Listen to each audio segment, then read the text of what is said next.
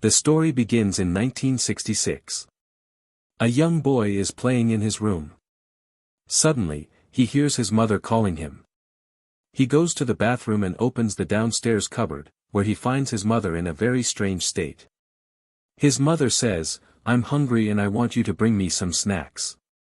The boy immediately goes to the kitchen, brings an apple, and gives it to his mother. His mother eats the apple and asks if he'll bring some for his friend too.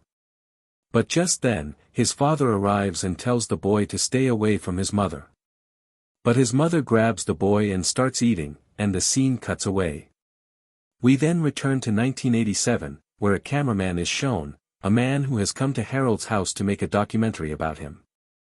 This documentary focuses on the strange things that happen in Harold's home and the events that happen to his family. Harold gives the cameraman water, and it becomes clear that the documentary being shot will be about Harold and his son. Harold's son and his wife died a few years ago, and everyone began to suspect him. Harold wanted the cameraman to reveal the truth, that he wasn't the murderer. He had paid the cameraman in advance, and they began their work. Harold sat down on a chair, and the cameraman set up the camera. He then began recording. Harold began telling his story, recalling the day when the horrific incident occurred in his home, when his wife and daughter died. To clear himself of the accusation that he wasn't the murderer, Harold decided to tell his story in full detail, revealing everything he had been hiding until now. Then, Harold led the cameraman into the basement and showed him the place where his wife's body was found.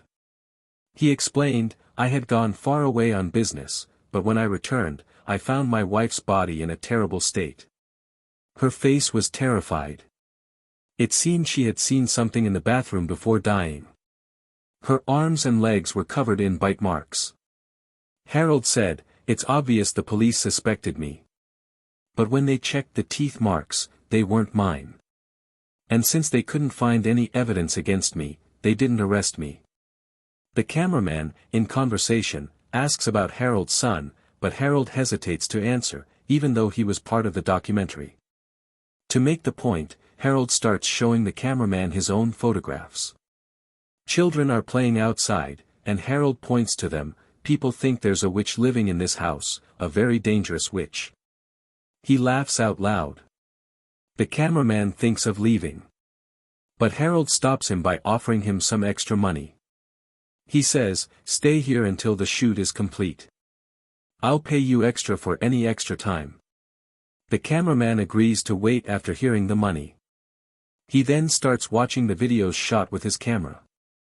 He watches Baseman's video in slow motion, and when he increases the brightness, he sees a strange being behind Harold, which he finds quite strange. Before the cameraman can say anything, Harold calls him over and shows him an old film reel. This reel is actually from the time of Harold's wife's death. His wife was in very bad condition, and the strange thing is that Harold is smiling at all this. He doesn't find anything strange about it. Harold also tells the cameraman that people say there's a witch under his house who eats people. Hearing and seeing this, the cameraman feels uneasy and faints. When he regains consciousness, he finds himself tied up. Harold meets a woman there, who, after speaking to him, leaves. The cameraman says he wants to leave. But Harold explains that the food in his kitchen was laced with drugs for you. "But you didn't eat anything. Then I spiked the water and gave it to you, and you fell unconscious." Harold further explains that his only job here is to capture people for him, and you were also chosen by him. "I didn't choose you," and she calls herself Beezel. He's talking about a witch. It's said that a witch has been living under the house for 100 years, even before me. She lives on the sacrifices of people and will continue to live on because she receives sacrifices from them. She lived by feeding on it, and she only eats human flesh. That's why everyone was afraid to come to this house and kept away from it. The witch would give birth to a child every 300 years. I too had made many sacrifices in my life, including my own wife. Beezel ate my wife's corpse for a few days, feeding on it, which was very difficult for Harold to watch. But then she learned to live under these circumstances and took on the responsibility of feeding the witch. That is, as long as Harold was alive. Now Harold's second wife also helped him in this work, that is, the same woman who came to visit him. Here we are shown that Harold's eyes have changed, revealing that he too has now become the witch's slave. The cameraman, enraged, thrusts a screwdriver into Harold's throat, causing Harold to collapse and begin to die. But then Beezel which becomes enraged. She enters and decapitates the cameraman, resulting in his tragic death. Harold also dies in this horrific incident, leaving his second wife alone.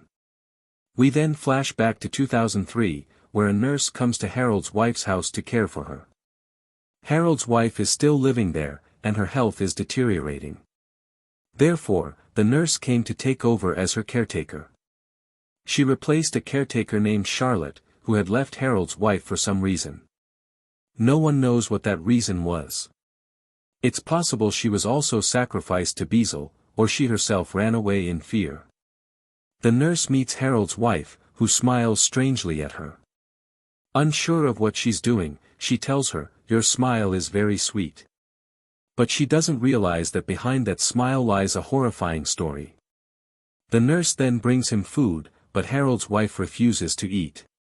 She then checks on him and finds a tape recorder on the floor that belonged to the previous caretaker, Charlotte. Nadas takes the tape recorder and, after playing it for Harold's wife, starts to leave. But then she hears some voices. When she goes back to Harold's wife, she finds her talking strangely. Harold's wife is muttering something about what she took away. First, to Charlotte's sister, then to Charlotte. Hearing this, the nurse realizes that before Charlotte, her sister also worked as a caretaker. She can't understand these things. So she leaves to listen to the tape recorder. When she plays it, she hears Charlotte's voice, explaining that things had started to get weird with Harold's wife, as her condition had worsened. His health had deteriorated so much that he had stopped eating and drinking, and the doctor had even declared that his time was short. He was about to die. But when Charlotte went to see him at night, she overheard some drowsy words from Harold's wife. Harold's wife said that he had harmed Charlotte's sister because of him. Now she needed someone else. Harold's wife was also talking to someone in a terrifying voice. Now the nurse listened carefully to the tape recorder. Harold's wife told him not to harm anyone else. Charlotte's sister was enough for him.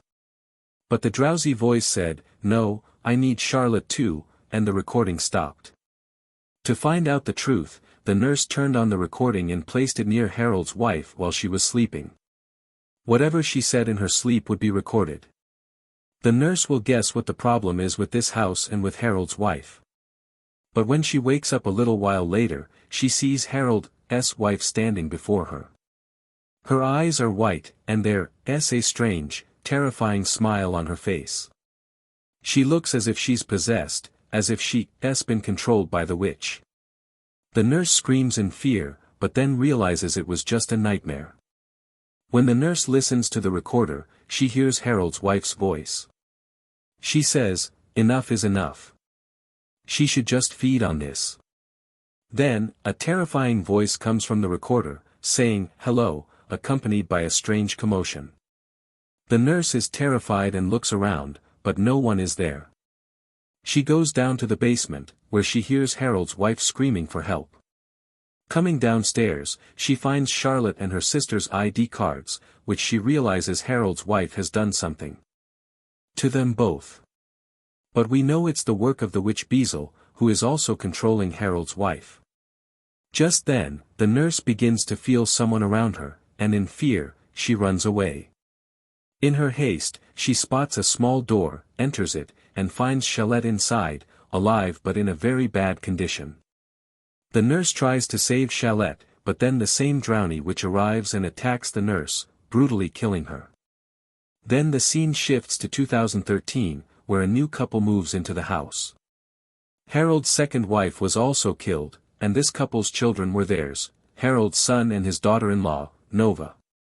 Nova's husband came to sell the house. But Nova wanted a child, and her husband didn't care. He didn't want one under any circumstances, which made Nova very sad. One night, while Nova was sleeping, she heard a noise coming from under the bed. She looked under the bed with the camera light but couldn't see anything. Then, she saw someone's feet near the door, right next to the bed. Nova peeked under the bed and looked again, and felt the feet come closer, slowly creeping up onto the bed. When she looked in the mirror, she realized it was her. But it was a strange situation. Nova and her husband's eyes looked completely different, as if they were both possessed by some dangerous force. The next day, when she couldn't find her husband, Nova went to the basement to look for him. There, she found an old box, which she brought with her. Then, she heard a noise from a door, and found a small baby. Nova kept the baby because she had always wanted a child, and today her wish had been fulfilled, as this baby was so tiny. She sat the baby downstairs and began feeding it. But Nova's husband saw not the baby but a dead cat. He explains to her that it's just a cat, not a baby, so he snatches it and throws it away. But Nova sees the baby as her mental state begins to deteriorate, and all this was the work of none other than the drowny witch Beezel, who was looking for a new victim, and she found it in Nova's form. The next day, he notices that Nova and his own behavior are strange. Then, he watches a video from the previous night when they were together. He's perplexed. He goes to the basement to find out what's going on, as Nova went there last night. There, he finds an old camera that belonged to Harold. This camera contains videos of Harold's first wife's death and the drowny witch, which frightens Nova's husband and he doesn't understand what's going on. The video then becomes even more terrifying, and his condition worsens. He comes to Nova and says, "It's time to leave this place. We can't stay here." But Nova isn't ready to move. Just then, she receives a call from someone who wants to buy the house, which makes her husband happy. That night, when they were together, Nova's husband says they'll move to Paris. Nova is delighted by this. But the next moment, she attacks her husband. It turns out it was just a nightmare. But the next morning, when Nova's husband wakes up, he finds Nova in a terrible state, about to attack him and kill him. At this point, we learn that Nova is pregnant, and this was all a witch's plan. In reality, Beezel has reached 300 years old and wants a new child, which she would have conceived by posing as a human.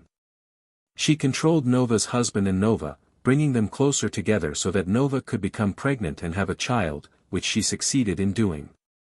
Within a few days, Nova gave birth to a child, which the witch ate, thus giving herself even more strength and youth, as eating children gave her more power.